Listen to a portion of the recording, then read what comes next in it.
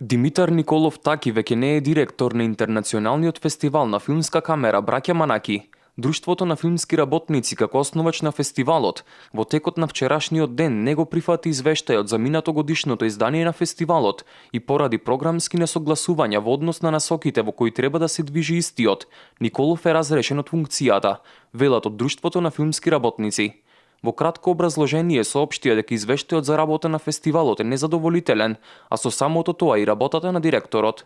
Денеска се огласи и Димитар Николов, кој остро ја критикува работата на Друштвото на филмски работници и посочи дека направени се брзи измени во правилникот за работа на фестивалот со цел да го разрешат од функцијата.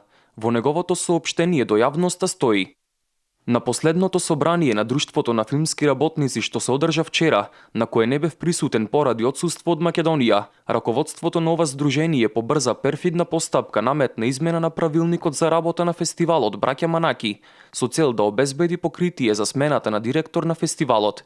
Со вметнување на нов член во овој правилник, кој кажува дека директорот на фестивалот може да биде разрешен доколку не биде прифатен неговиот извештај, председателот на Друштвото на филмски работници барал да се изгласа новиот правилник со најдобра намера, дека со тоа се дефинира подоброто функционирање на фестивалот.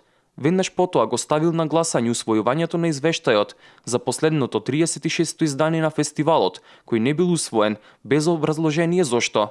Извештајот за работата на фестивалот беше тема на дневен ред на минатото собрание, кога доставив детален финансиски извештај со сите специфицирани трошоци. Евидентно е дека целата оваа игра за промена на правилникот на друштвото и повторното ставање на извештајот на дневен ред е направена само за да се направи формално правно покритие за смената на директорот на фестивалот Браќа Манаки и од одредена група да се има контрола врз него.